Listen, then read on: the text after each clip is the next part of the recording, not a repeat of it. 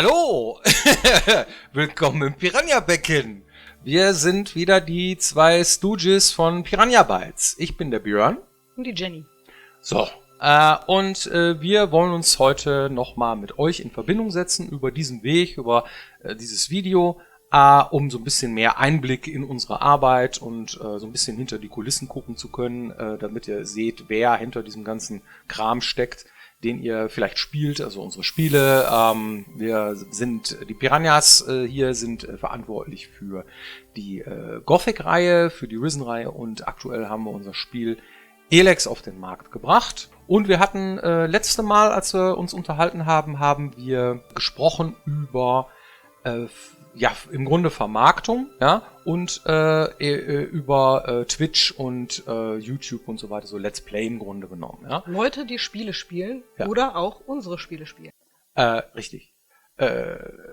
Jetzt hast du mich rausgebracht. Nein, also genau, weil ich Vermarktung gesagt habe, ne? Jetzt so Vermarktung. Ja, es ist ja im Grunde genommen, ist ja nichts anderes als Vermarktung. Ne? Auch, genau. Also das heißt, kurz bevor wir mit Elex rausgekommen sind, haben wir ja ein paar Keys verteilt an Leute, die sozusagen vorab gespielt haben, bevor das Spiel rausgekommen ist. Also nicht wir, sondern THQ. wir, genau. Ich habe keinen Key verteilt.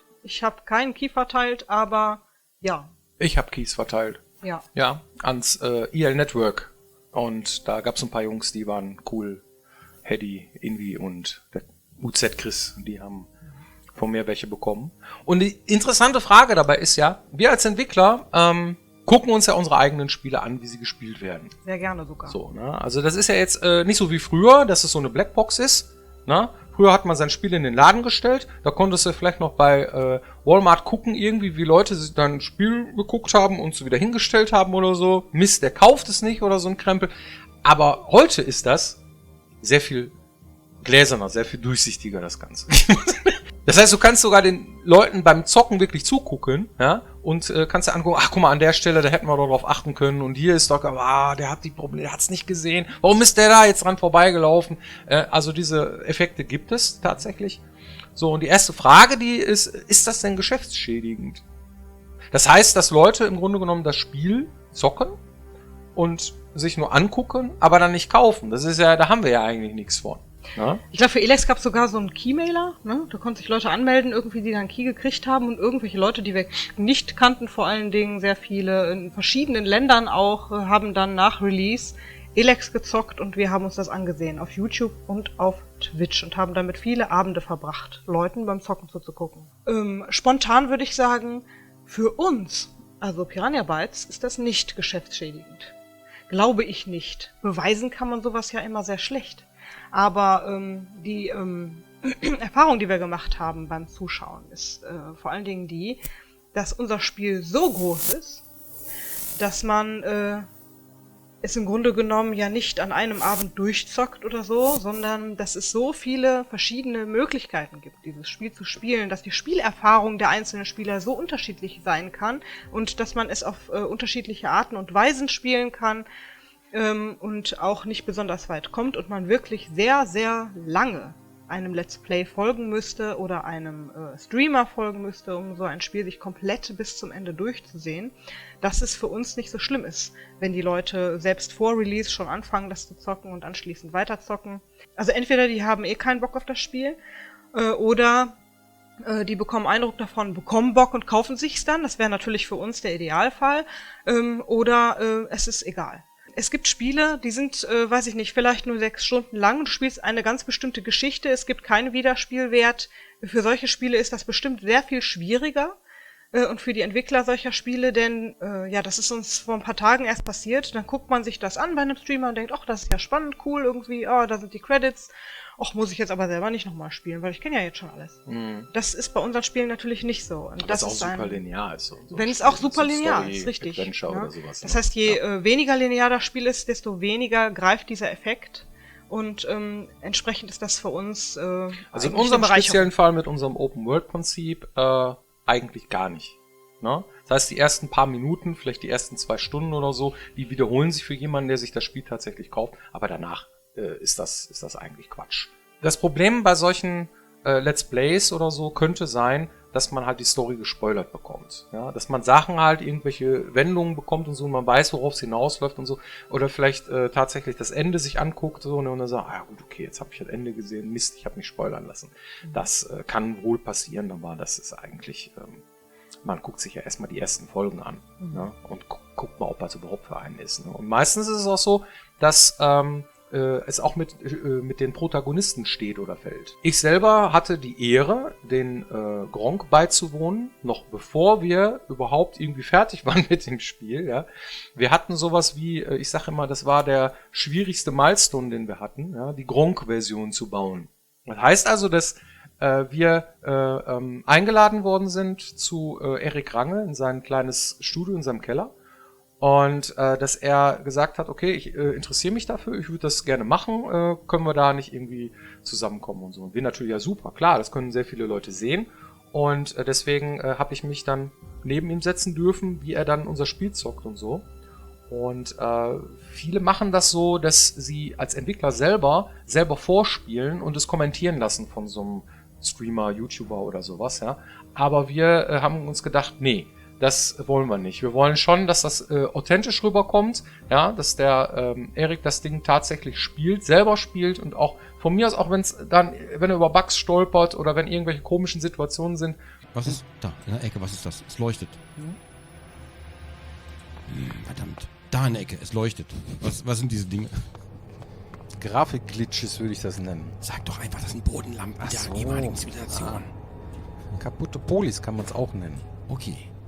Da müssen wir dann halt mit leben, so, das ist halt eben so, aber es war auch eine frühere Version, ne? Ich glaube irgendwie 4 Monate vorher oder, also auf jeden Fall ein paar Monate vorher war es, bevor wir wirklich fertig waren mit dem Ding, ne? Das Tuning passte noch nicht richtig und da haben wir am meisten Bammel vorgehabt, so, in dem Moment, ne? Als wir dann tatsächlich dann da saßen, Jenny war dabei, und er dann gespielt hat und so, ne? Und der Gronkh hat es tatsächlich geschafft, Leute davon zu begeistern von unserem Spiel. So viele haben uns danach dann auch angesprochen und gesagt irgendwie, boah, das war aber toll, ne? Ich habe deine Glatze da gesehen, Mensch, der Erik, der gibt dir ja gar nichts zu trinken, ne? Der Schwitzer, der Erik ist aber auch krass, der setzt sich tatsächlich irgendwie 20 Stunden dahin und zockt das Ding durch und danach schneidet der das noch und alles, also der ist schon echt krasser Typ. Ja, der ist wirklich toll. Und der hat das dann gemacht mit uns, hat dann mehrere Folgen ausgemacht und das war alles andere als geschäftsschädigend. Ganz im Gegenteil. Das hat mich tatsächlich dafür gesorgt, dass Leute, die skeptisch waren, weil wir haben ja so ein Hybrid-Setting, ja, dass wir Science Fantasy nennen wir das, also eine Mischung aus Science Fiction, Postapokalypse und Science Fiction. Wir kommen aus der Ecke Fantasy eigentlich mit Gothic und Risen und dann haben wir jetzt mal was Neues ausprobiert und so und da waren sehr viele skeptisch. Ob das funktioniert, ihr packt alles irgendwie ins Spiel und so. Aber dieser Stream oder dieses Let's Play hat tatsächlich dafür gesorgt, dass wir viele Leute tatsächlich auch gucken, das sieht ja doch plausibel aus. Und selbst wenn man jetzt sagt, irgendwie, okay, Gronkh ist jetzt so groß, da wird schon einer hängen bleiben, nehmen wir mal die kleineren irgendwie, irgendwelche Leute, die zu Hause in ihren Wohnzimmern sitzen, irgendwie abends Twitch anschmeißen und den Kram streamen, ist das für uns eher eine Bereicherung. Das heißt, wenn wir irgendwelche Leute irgendwie, die haben dann 8 Zuschauer und wir mogeln uns dann in den Chat und gucken zu, dann kann man einfach nochmal eine andere Art des Feedbacks einholen. Es ist oft so, wir lesen Reviews von irgendwelchen Magazinen. Die sind wieder anders als unsere Community in den Foren, die ihre eigenen Anregungen und Wünsche haben. Und wenn man dann den Leuten selber beim Spielen zuguckt, die natürlich auch nicht wissen, dass wir zugucken, und man sieht dann, wie spielen die denn tatsächlich? Kommen die wirklich so schwer mit dem Kram zurecht oder haben die jetzt die und die Quest tatsächlich verstanden? Dann gibt uns das nochmal eine andere Art und Weise des Feedbacks an Dingen, die funktionieren oder nicht funktionieren, die wir dann mit aufnehmen können in unsere Überlegungen. Das ist also im Grunde genommen sogar sehr wertvoll, eine Möglichkeit zu haben, Spielern beim Spielen zuzuschauen. Was mich zu einem Punkt bringt, der auch von der Community angeregt wurde. Es gab nämlich eine Diskussion im Forum darüber, lasst ihr denn euren Kram nicht mal im Vorfeld testen? Ja, das fand ich sehr interessant, denn ja, selbstverständlich machen wir das. Die Leute, die haben manchmal eine Vorstellung davon, wir sitzen irgendwie 3 Jahre lang mit dem Kopf in der Garage, tun wir auch. Und ab und zu kommen wir dann mal raus und haben so eine Demo auf der Messe, die natürlich nicht das Spiel ist, was am Ende fertig ist und released wird. Und da sammeln wir ja auch schon Feedback ein, aber das ist natürlich nicht ausreichend. Ja. Auf so einer Messe müsst ihr euch vorstellen, wir gehen dann dahin, haben eine Demo am Start, die verschiedene Aspekte des Spiels schon mal beleuchtet, möglichst umfänglich zeigt, ja, da soll's hingehen, das könnt ihr euch schon mal angucken, einige Sachen sind noch nicht fertig, keine Ahnung, ein paar Anis fehlen noch, die und die Textur, da muss man jetzt nicht mal hingucken, da wird noch gemacht, genau. Aber im Grunde genommen kriegt man schon Überblick ungefähr, wo es hingeht. Das ist für uns natürlich wertvoll. Erstmal kann man gucken, ist eine Resonanz da? Haben Leute Bock, die Demo zu zocken? Das ist immer eine ganz schöne Erfahrung für uns, das zu sehen. Wenn eine Schlange bildet, ist das für die Leute doof, für uns gut. Und dann kann man den Leuten natürlich über die Schulter gucken, mal gucken, naja, wie kommen die denn mit den ersten Minuten zurecht, ohne irgendwelche Erklärungen, irgendwie welchen Spielstart, ohne Tutorial, wie kommen die schon mal zurecht? Und am Ende haben wir einen Haufen an Feedback, den wir mit nach Hause nehmen können, aber das reicht natürlich nicht aus, denn wir haben ja noch viel mehr. Wie kommt das denn zustande, so ein Controlling im Grunde genommen? Was haben wir denn hier intern noch so? Also intern machen wir es meistens so, dass der Storybereich muss als erstes fertig sein, weil wir ja noch die Sprachaufnahmen haben und auch noch die entsprechenden Übersetzungen und hast du nicht gesehen. Das heißt, wir produzieren das Ding auf Deutsch, ja, weil das ja auch unser Hauptmarkt immer war, ja. Und das heißt, das Spiel wird produziert auf Deutsch erstmal. Und irgendwie ein Jahr bevor wir fertig sind mit dem ganzen Driss und mit Tuning anfangen irgendwie und so weiter, steht schon jeder Dialog, jede Mission ist fertig und so weiter. Und da an der Stelle kommt schon das erste Feedback. Ja? Das heißt, dass Leute hier intern das Spiel selber zocken, dass wir es zu einer QA geben, ja? Dass eine externe sozusagen Firma, die sich spezialisiert hat auf Spiele testen, so, ja, die kommunizieren dann mit uns mit so Tickets über einen Mantis Test Tracker. Das heißt, das ist im Grunde genommen so ein Browser, wo sie eingeben können, was passiert ist, welche Fehler sie sehen und hast du nicht gesehen. Und das läuft die ganze Zeit. Da gibt's immer so phasenweise mal so eine Session dann irgendwann, wo wir sagen, okay, das und das haben wir fertig, guckt euch das mal bitte an. Ja, jetzt ist die Story durchspielbar von Anfang bis Ende, guckt euch das an. Jetzt sind irgendwie alle Items im Spiel, guckt euch das an. Jetzt sind alle Parcours fertig, guckt mal in der Welt, ob man irgendwie mit dem Jetpack irgendwo abstürzt und nicht wieder rauskommt. Solche Dinge, ja. Und dann gibt es tatsächlich da Experten, QA-Experten, die dann da sitzen und den ganzen Tag nichts anderes machen, als vor Steine laufen, ja.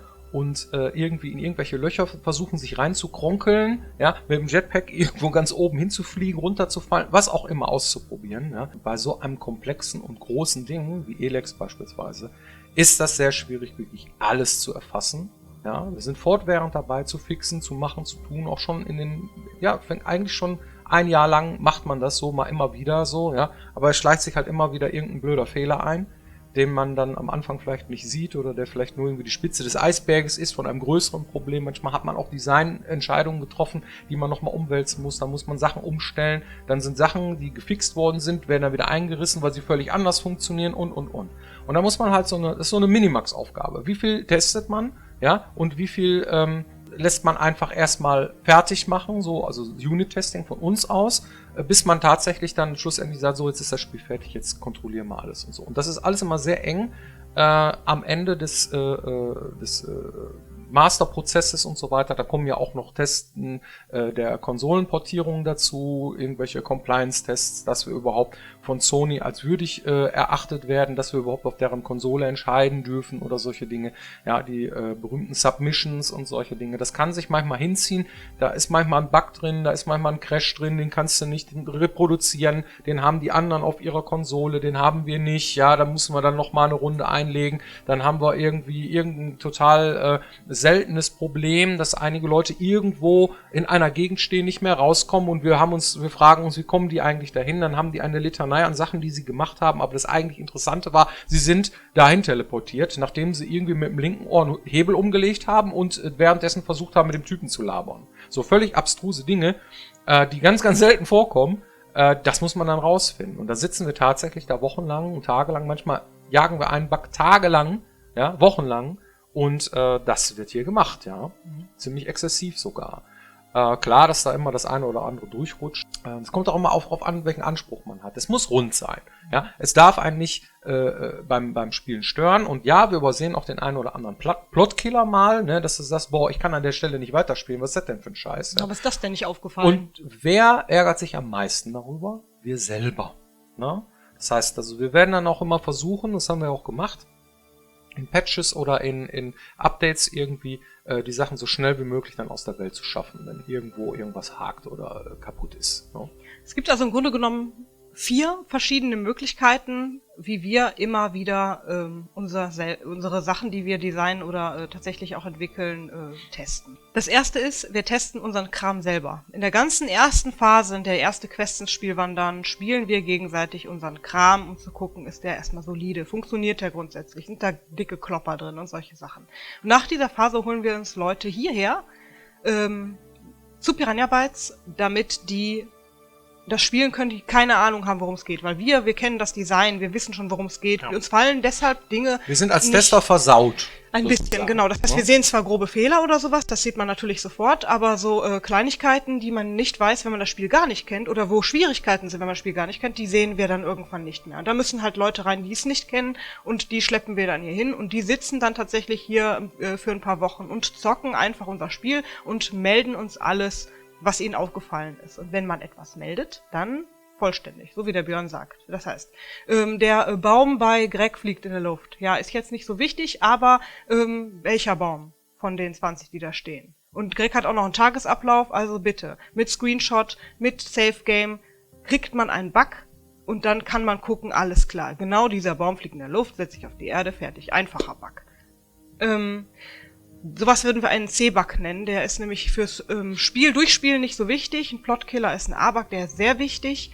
Der muss auf jeden Fall raus, so schnell wie möglich. Und so arbeiten wir dann mit solchen Dingen. Das zweite ist die externe QA, die der Björn gerade skizziert hat.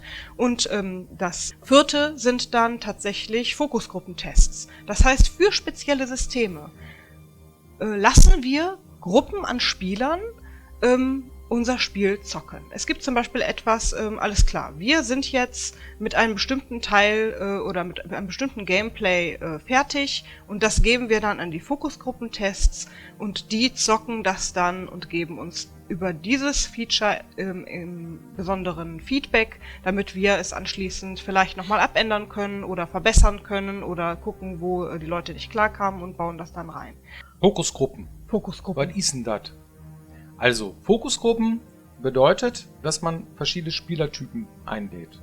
Den Hardcore-Spieler, was auch immer Hardcore bedeutet, aber ich habe mir mal sagen lassen, irgendwie Hardcore bedeutet, ein Hardcore-Rollenspieler fühlt sich am wohlsten, wenn er sich so in so ein Rollenspiel, wenn er halt Blips und Blöps und Items und Werte und Gedönse, dann gibt's halt den Killer, der möchte ein bisschen alles umbringen. Dann gibt es halt den Socializer, ja, der möchte gerne irgendwie das mit Labern und mit sich rausreden lösen, am liebsten immer eine gutartige oder rechtschaffene Lösung finden für sein Problem, für eine Mission oder sowas, ja.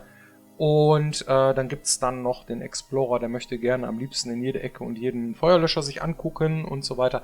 Und da versucht man halt irgendwie so eine Gruppe an Leuten zu holen, und für jeden Bereich irgendwie einen ganz speziellen extremen Spieler, ja, oder zumindest der halt sowas repräsentiert. So, je mehr, desto besser. Und dann lässt man das dann zocken, und dann sammelt man von diesen Leuten halt das Feedback ein und versucht es dann einzubauen oder zumindest zu regulieren. Und oft ist es so, dass die Analyse richtig ist, ne? Dass man sieht, okay, der kommt jetzt nicht klar, dem ist das zu schwer, dem ist das zu leicht, aber der Lösungsansatz, den muss man dann immer diskutieren. Der kommt ja immer postwendend mit bei so einem Bug-Report. Ne? Ja, mach doch mal einfach irgendwie das mit der Ausdauer da anders, ne? Und dann läuft das.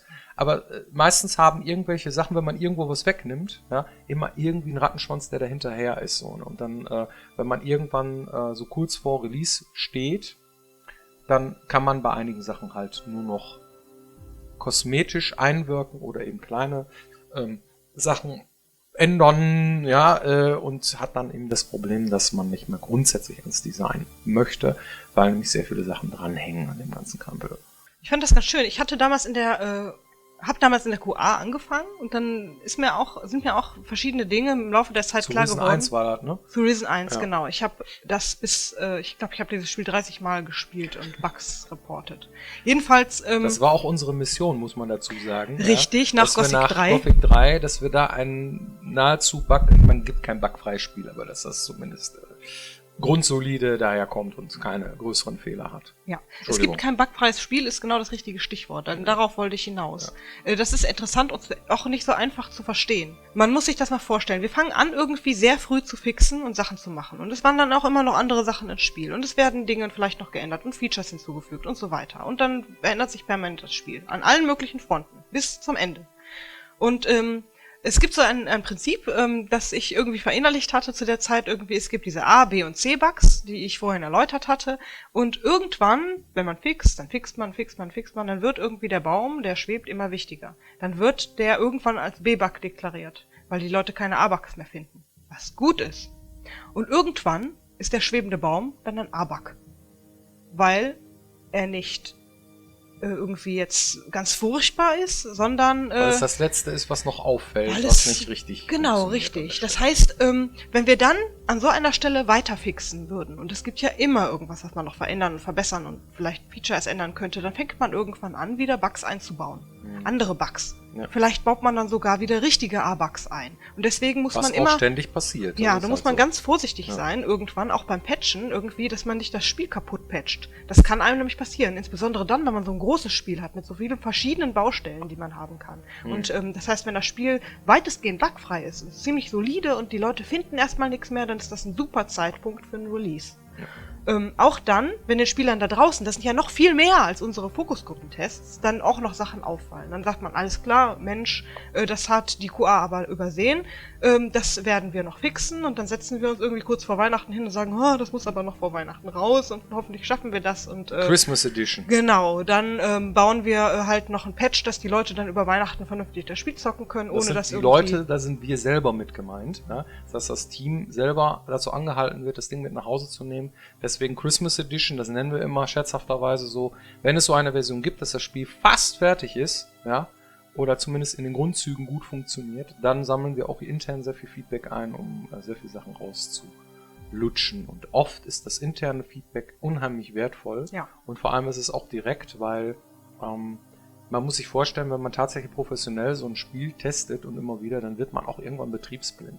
Wir nennen das, du bist versaut, es bringt nichts mehr. Ja, du bist verbrannt oder irgendwie sowas. Ja. Das heißt, du hast das Spiel schon einmal durchgespielt oder zweimal. Es bringt nichts mehr, dass du es jetzt nochmal spielst, weil du machst genau dieselben Dinge, die du vorher gemacht hast als Tester. Ja. Und das heißt, wir brauchen einen Querdenker. Wir brauchen jetzt jemanden, der da völlig anders rangeht, um auch mal hintenrum zu spielen und so. Weil unsere Missionen sind ja so aufgebaut, dass du tatsächlich erst das Monster töten kannst, ja, und dann zum Questgeber gehst oder zum Auftraggeber und ihn dann da durchfragst und so weiter. Das heißt, dass er nicht erst das Monster spawnt oder sowas. Ja, mach mal den Troll weg am dicken Stein da drüben oder so. Und das macht das Ganze natürlich schwierig, gerade in unserem Open-World-Prinzip, was wir haben.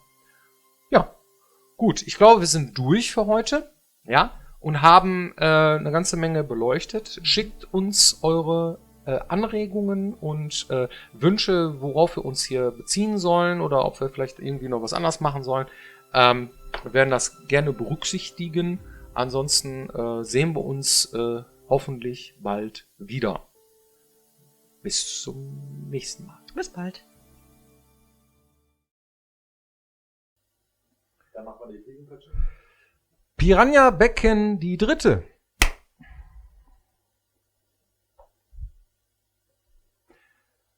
Bist du fertig? Ich bin fertig. Du bist ready. Ja. So. Hallo!